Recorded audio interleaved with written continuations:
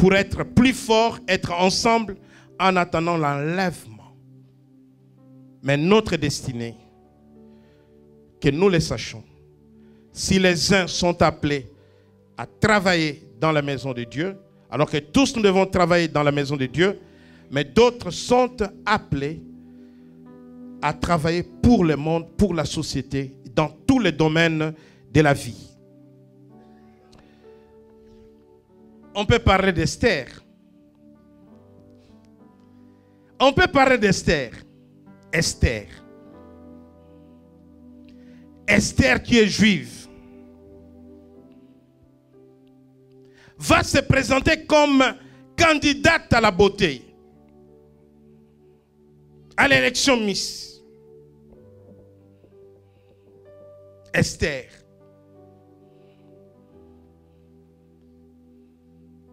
Je me suis toujours posé la question, si ce n'est pas Dieu qui avait poussé la reine Vashti à l'insoumission.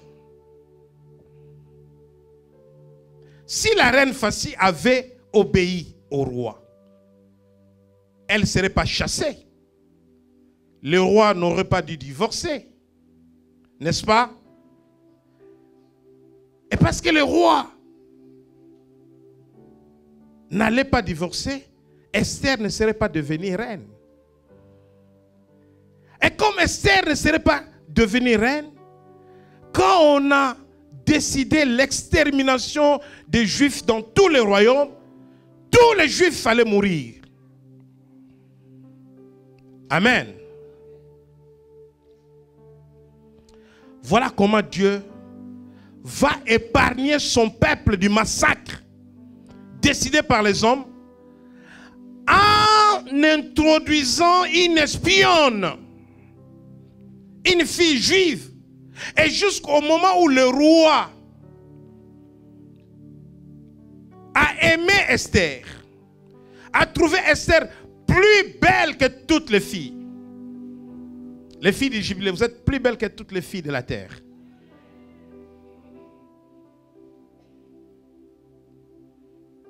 Parce qu'il y a une huile qui descend sur vous, vous savez. Et cette huile-là fait rayonner vos visages.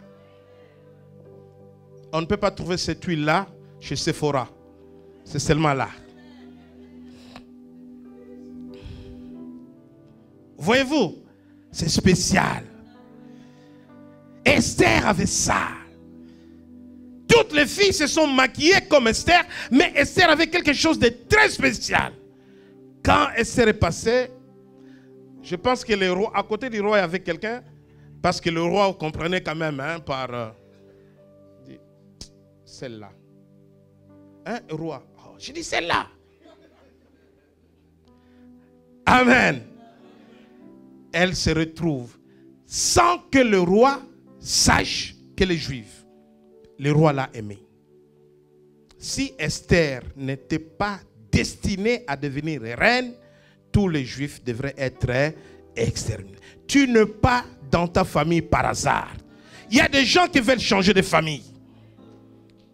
Ta famille est pauvre. Ah, j'en ai marre avec la pauvreté, une famille de pauvres. Pourquoi je suis né dans cette famille? Moi, j'aurais... Non!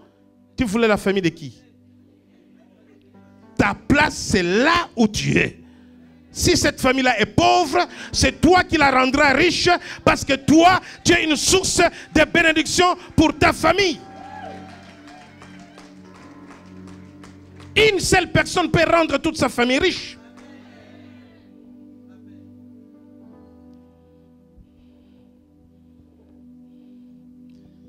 Un jour, Junior est venu me voir, il discutait avec moi, il dit, j'ai des cousins, des neveux qui ne font rien et tout, je vais créer une activité pour eux. C'est-à-dire que son intention était que plus jamais quelqu'un appelle l'Europe pour dire Western. C'était ça son projet. Voyez-vous? Donc tu n'es pas là par hasard. Tu n'es pas le mari de quelqu'un par hasard. Tu n'es pas la femme de quelqu'un par hasard. Voilà pourquoi il y a des hommes, quand la femme est partie, il devient fou. Oui. Il devient fou. Parce que son destin est brisé. La femme a une place dans le destin de l'homme. Hein. Je vous dis vrai. Hein. Tu peux devenir déséquilibré parce que la femme est partie. Tu deviens malade. Tu vas commencer à prendre des antidépresseurs. Tu n'as pas de sommeil. Surtout si on l'a vu avec quelqu'un. Ah! Amen. La femme a une mission dans le destin de quelqu'un. Moïse a failli avoir un destin, ni t'étais sa femme. Quand il a failli mourir, c'est la femme qui a circoncis l'enfant et qui a jeté le sang sur Moïse. Et Moïse a eu la vie sauve grâce à sa femme. On peut donner des exemples. Cette femme-là avait une mission, Séphora, dans la vie de Moïse. Un homme est utile. Un homme a une mission dans la destinée de sa femme. Ce n'est pas pour rien que Dieu t'a donné cet homme-là. Alléluia. Les parents ont une mission dans la destinée de leurs enfants. Les parents ont le pouvoir de bénir leurs enfants, de déclarer des paroles de bénédiction. Jacob l'a fait. Jacob a écrit l'histoire de chacun de ses enfants. Juda, le sceptre, le commandement, le pouvoir ne s'éloignera jamais. Et le pouvoir était donné à la maison de Juda. David est venu de la maison de Juda. Christ est venu de la maison de Juda. Il a écrit l'histoire pour chacun de ses enfants.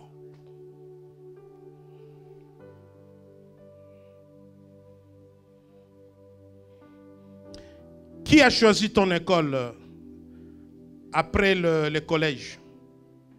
Qui t'a dit tu vas faire telle option? Hein? C'est moi? Il n'a jamais choisi ce qu'il a fait. Je lui dis, toi, tu vas faire ça. Voici le chemin. Parce que le Père a la parole de bénédiction. Je ne dis pas l'oncle. Je ne dis pas la tante. Je dis le parent. Peuvent dire des choses qui arrivent. Et ils ont une mission dans la destinée de leurs enfants. Maintenant, dans la destinée, il y a la notion d'héritage. Tu as un héritage à conquérir. Et tu dois posséder cet héritage.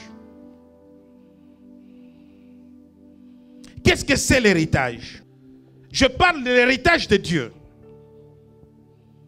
L'héritage de Dieu, ce n'est pas les biens matériels. Ce n'est pas les maisons que ton père va laisser. Et vous allez vous mettre à vous disputer les maisons de papa. La famille se déchire, on devient des ennemis. Pour une maison qui vaut 50 000, 100 000, même 1 million. Comment des frères peuvent devenir des ennemis à vie? Des ennemis. Vous savez, quand deux frères se détestent, ils deviennent ennemis. Leurs enfants, qui sont des cousins, des cousines, deviennent aussi. Oh. Vous êtes froid. Vous avez des ennemis dans vos familles. Vous êtes divisés comme ça. Les cousins et les cousines deviennent.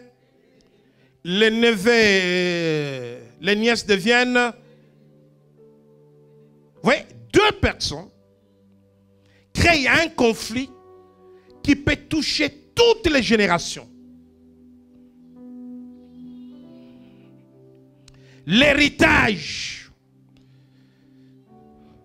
dont tu vas comprendre dans la destinée, ce n'est pas les biens matériels. Ton héritage n'est pas dans le bien matériel. Ton héritage est dans la proclamation de la parole. Évangéliste, il y a 15 ans, est-ce que moi je t'ai donné une entreprise? Est-ce que moi je t'ai donné l'argent? Non? Qu'est-ce que je t'ai donné?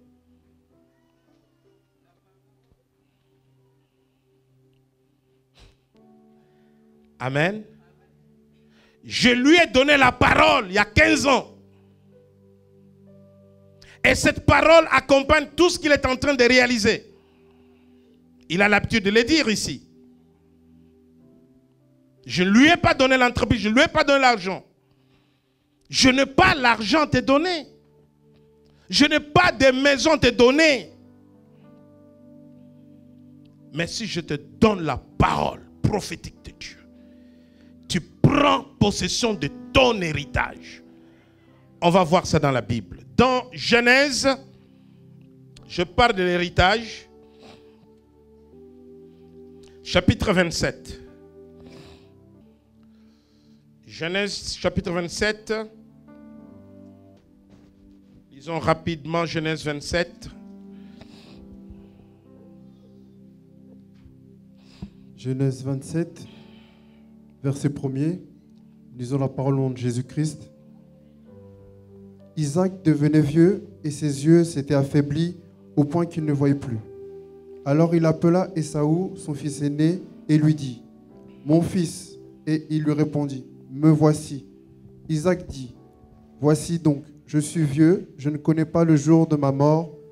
Maintenant donc, je te prie, prends tes armes, ton carquois et ton arc, va dans les champs et chasse-moi du gibier.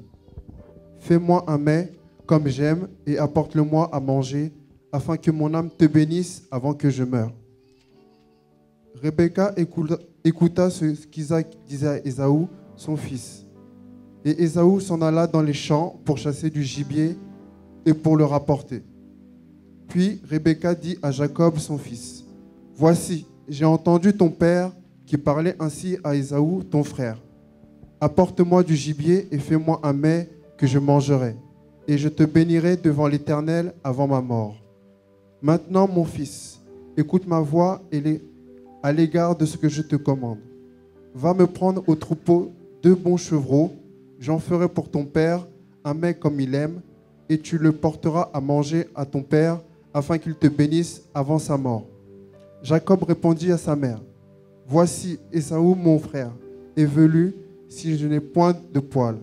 Peut-être mon père me touchera-t-il, et je passerai à ses yeux pour un menteur, et je ferai venir sur moi la malédiction et non la bénédiction. » Sa mère lui dit, « Que cette malédiction, mon fils, retombe sur moi. Écoute seulement ma voix et va me les prendre. » Jacob alla les prendre et les apporta à sa mère, qui fit un mets comme son père aimait. Ensuite, Rebecca prit les vêtements d'Ésaü, son fils aîné, les plus beaux qui se trouvaient à la maison, et elle les fit mettre à Jacob, son fils cadet. Elle couvrit ses mains de la peau des chevreaux et son cou qui était sans poil. Et elle plaça dans la main de Jacob, son fils, le mets et le pain qu'elle avait préparé. Il vint vers son père et dit, « Mon père » Et Isaac dit, « Me voici. Qui es-tu, mon fils » Jacob répondit à son père, « Je suis Ésaü, ton fils aîné. J'ai fait ce que tu m'as dit.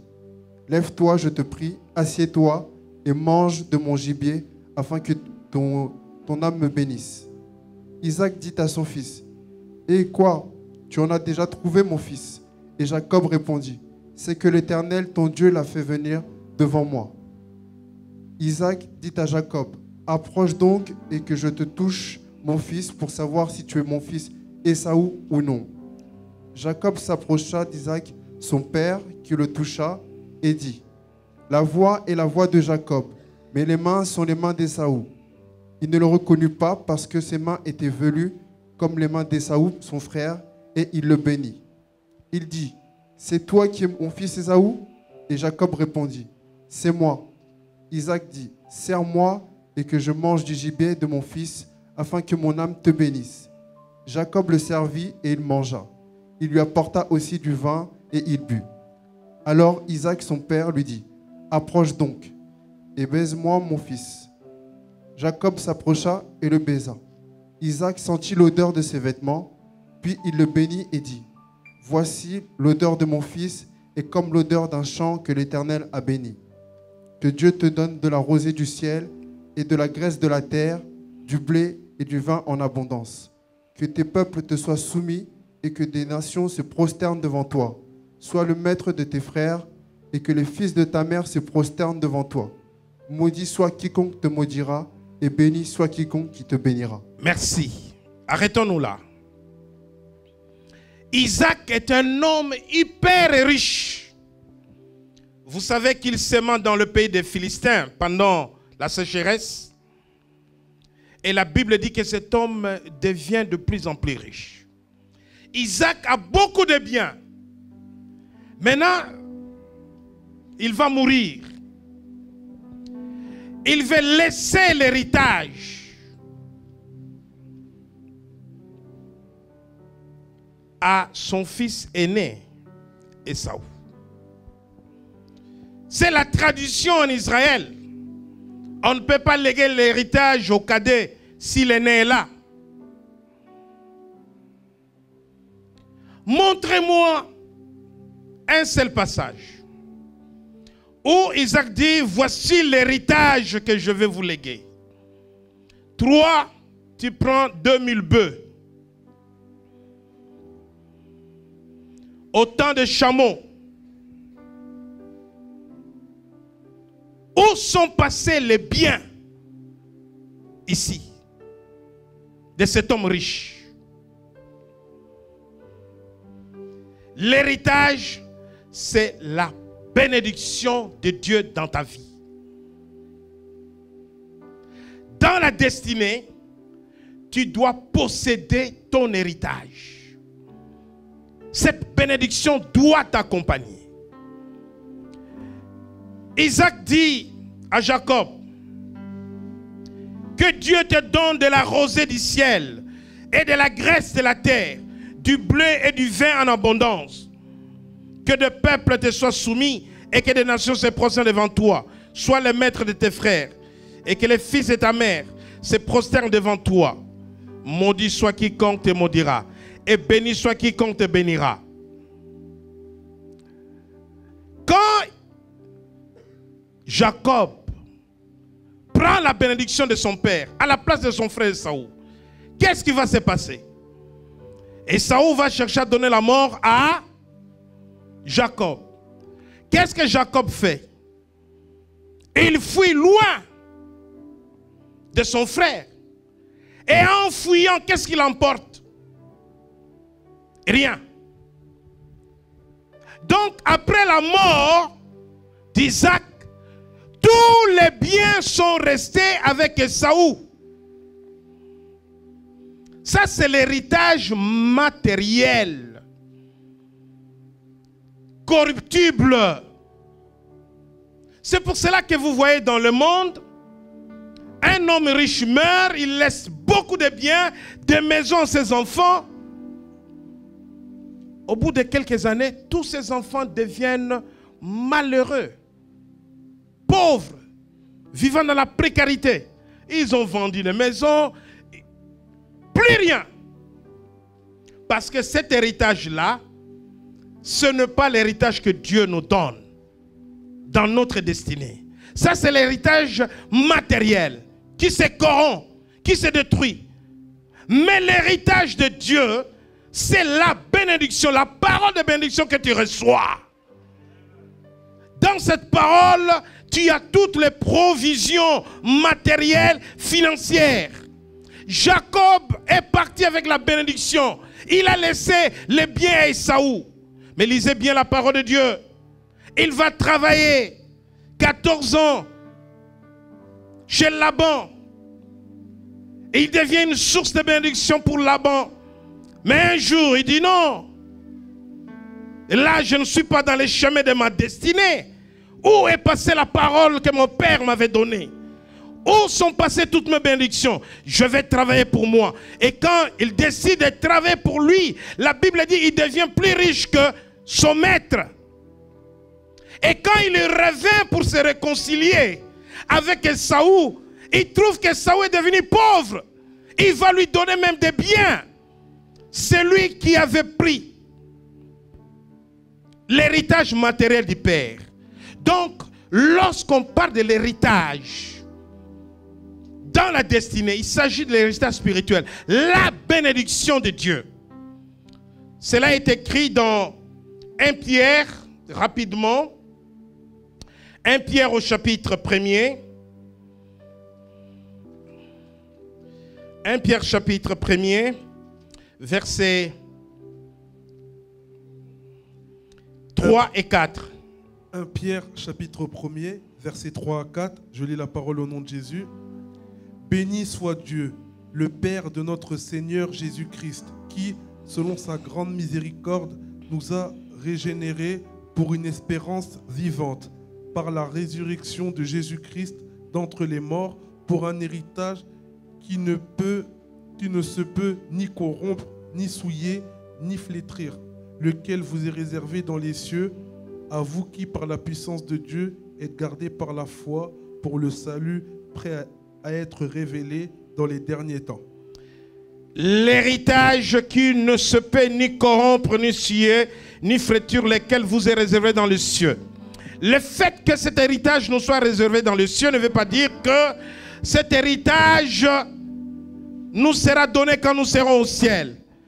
Réservé dans les cieux, ça veut dire entre les mains de Dieu, que personne ne peut vous confisquer. Votre héritage. Votre héritage, c'est la bénédiction de Dieu qui vous accompagne dans votre vie. Quand vous êtes béni, vous pouvez devenir riche. Vous pouvez avoir des biens. Vous pouvez acheter des maisons. Vous pouvez avoir de l'argent. Parce que vous êtes béni, la bénédiction produit les biens matériels. Amen. Sortez des conflits inutiles des héritages du monde. Recherchez le véritable héritage de Dieu. En recevant sa bénédiction, vous serez plus riche que ceux qui se disputent les maisons avec vous. Autre notion importante, le combat de la destinée. Le combat de la destinée, c'est une notion qu'il faut aussi comprendre. Dans l'évangile de Jean, chapitre 10, verset 10, la Bible dit que le voleur ne vient que pour détruire, ôter, égorger. Le combat de la destinée, c'est quoi? C'est que Dieu a formé pour vous des projets de bonheur et de paix et non de malheur. Les desseins de Dieu. Il a tracé votre chemin. Vous devez rentrer dans votre destinée. Mais à l'opposé de Dieu, Satan a formé aussi pour vous des projets d'échecs, de malheurs, de maladies, de souffrances. Et il va s'interposer pour que vous n'arrivez pas à destination. À un moment donné, vous allez combattre pour votre destinée. Ce n'est pas donné sur un plateau d'argent. Quand Dieu a donné la terre des Canaan aux enfants d'Israël, quand ils ont vu le miracle de la mer Rouge, certains croyaient, partout où nous passerons, vert. Pas d'ennemis, pas de guerre. Non. Quand ils ont traversé la mer Rouge, ils se sont dit, oh là là, mais ça va être aussi facile. Donc, partout où on va arriver, devant l'eau, on passe. Amen. Israël avait une destinée. Mais Israël, chemin faisant, va être bloqué par des nations qui occupaient ces terres. Ils vont faire la guerre. Laisse-moi te dire qu'il y a un combat dans ta destinée. Amen. Si tu as la révélation, à un moment donné, tu vas te rendre compte que l'ennemi s'élève devant toi. Et il faut les combattre. Il faut les faire tomber. Parce que tu dois passer. Les combats de la destinée, c'est très important. Nous en parlerons. Maintenant, les destins brisés. L'homme, quand bien même Dieu l'a destiné à de grandes choses, à de bonnes choses, mais tu peux faire de bêtises toi-même. Dis à ceux qui sont à tes côtés, toi-même. Là, ce n'est pas l'affaire de Dieu. Dieu peut faire de toi une grande épouse, une bonne épouse, un homme qui t'est destiné. Et tu seras heureuse avec cet homme-là. Mais toi-même, tu les rejettes. Tu les rejettes pour des raisons que tu peux peut-être deviner. Tu les rejettes. Tu fais une grosse erreur. Parce que celui avec qui tu iras n'était pas destiné à toi. Vous pouvez avoir des enfants, vous pouvez acheter des maisons, vous pouvez vivre bras dessus, dessous, mais vous ne serez pas épanoui. L'épanouissement, c'est une paix intérieure qui vient de Dieu. L'épanouissement, ce n'est pas les biens matériels. C'est une joie. La joie du Seigneur est ma force. Tu peux faire des erreurs dans la vie toi-même, commettant des péchés. Quand tu vis dans les péchés, tu t'éloignes de la destinée de Dieu. Quand tu fais des erreurs toi-même, tu gâches des choses. Tu ne sais pas saisir les opportunités. Tu ne sais pas marcher dans la soumission, dans l'obéissance à la parole de Dieu. Tu détruis toi-même. Toi-même, tu as gâché, tu as tout cassé, tu as tout abîmé. Toi-même. Là, c'est ta responsabilité. Ça, c'est le destin brisé. Ce n'est pas parce que l'histoire est écrite que tu vas faire n'importe quoi. Ce n'est pas parce que l'histoire est écrite que tu vas croiser des bras. Non. Donc, vous voyez ces notions-là, l'héritage dans la destinée, ce n'est pas des maisons. Ce n'est pas des biens matériels. C'est la bénédiction de Dieu. Les œuvres vont même au-delà de l'église. Même dans le monde, tu feras des œuvres. Les destins brisés, c'est quand les choses s'arrêtent brutalement. Brutalement. Il y a un roi, Joachim, en Israël. Il a régné pendant 3 mois. On appelle ça destin brisé. Les autres rois régnaient 25 ans, 40 ans, 32 ans. Lui seulement 3 mois. Vous lirez à la maison.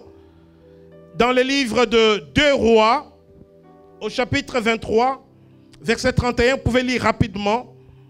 Destin brisé, échec.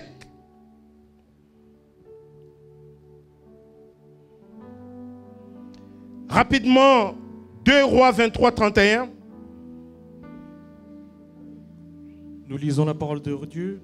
2 rois, chapitre 23, verset 31.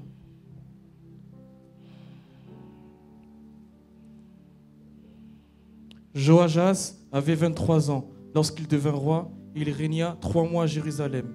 Sa mère s'appelait Amutal, fille de Jérémie de Libna. Merci. 3 mois seulement. Roi pendant 3 mois. Destin brisé. Les malédictions que tu peux attirer toi-même sur ta vie. Dans Malachie, au chapitre 3, verset 8 à 10, Dieu dit qu'il amène la malédiction sur ceux qui le trompent dans les offrandes et dans les dîmes. Même s'il avait écrit ton histoire, une belle histoire, tu seras PDG, tu seras président, tu seras chef d'entreprise, tu seras béni, tu seras.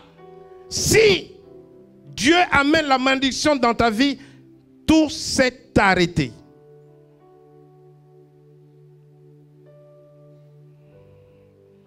Alléluia. Destin brisé. Dimanche dernier, je survolais quelque chose sur la rédemption de Dieu. Quand le destin est brisé, quand tout s'arrête, quand on se retrouve en marge de la voie, on revient à Dieu par la repentance, comme l'enfant prodige qui est revenu dans la maison de son père. On peut reprendre les chemins, car avec lui, rien n'est trop tard. Voyez-vous, Samson a brisé son destin. La vie de Samson ne devrait pas s'arrêter telle qu'elle s'était arrêtée. Et quand bien même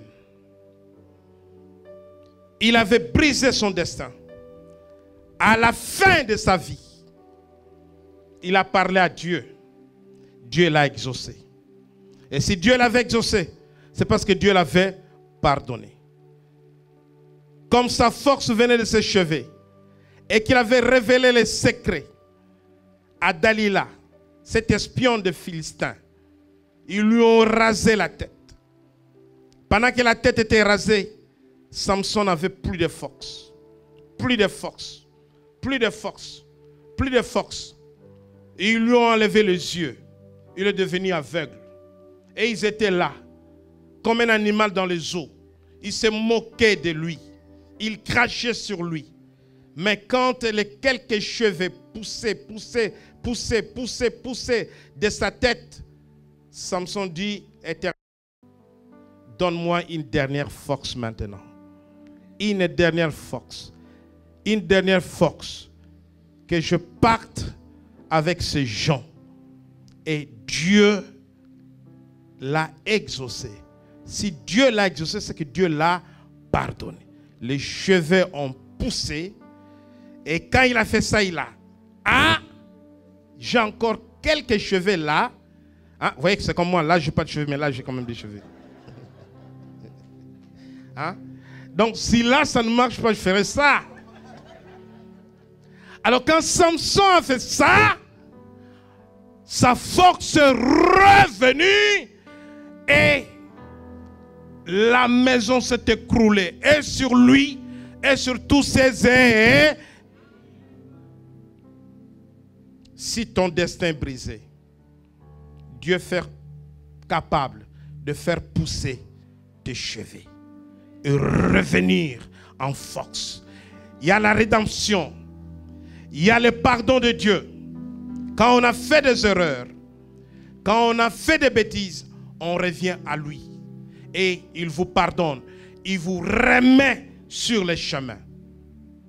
Il vous remet sur les chemins. Et ceux qui vous ont regardé hier avec mépris ne vont pas comprendre. Vous relevez la tête parce que vous êtes revenus. Donc, voyez toutes ces notions, œuvre, héritage, combat de la destinée. La destinée elle-même, par définition, c'est quoi? La part de Dieu, la part de l'homme. Et pour terminer, laissez-moi vous dire qu'il y a des instruments que Dieu va utiliser dans votre destinée. Et ces instruments-là, ce sont des hommes. Ce sont des hommes. Ce sont des femmes. Si vous passez à côté de l'instrument que Dieu veut utiliser pour votre destinée, vous perdez la route. Amen. Amen. C'est pour cela qu'il faut toujours regarder autour de vous. Qui est qui? Qu'est-ce que l'autre m'apporte? Ne rejette pas facilement celui qui est à tes côtés. il peut être cet instrument. Vous savez que tous ceux qui sont devenus grands, tous ceux qui sont devenus forts, tous ceux qui sont devenus riches, dans leur parcours, ils ont rencontré des hommes. Des hommes qui les ont entraînés. Des hommes qui les ont formés. Des hommes qui les ont initiés. Quand bien même ils avaient leur destin. Si Sarkozy n'avait pas rencontré Chirac, Pasqua, il ne serait pas devenu président. Même si Dieu l'avait destiné à devenir président. Il fallait que Hollande rencontre Mitterrand, qu'il rencontre Jospin et tant d'autres.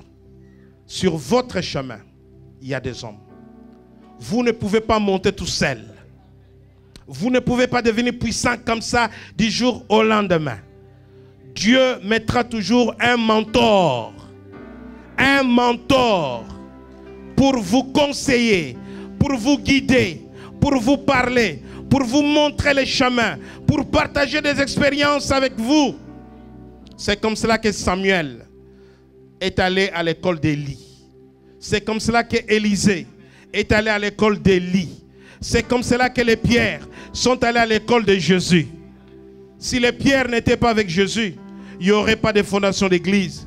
Il n'y aurait pas d'église. Dans tout ce que vous ferez, où vous resterez, Dieu mettra toujours un instrument ou des instruments. Il suffit d'écarter cet instrument, vous brisez votre destin. Et pour cela, il faut de la révélation. Il faut du discernement, il faut de la connaissance. Que le Seigneur vous bénisse.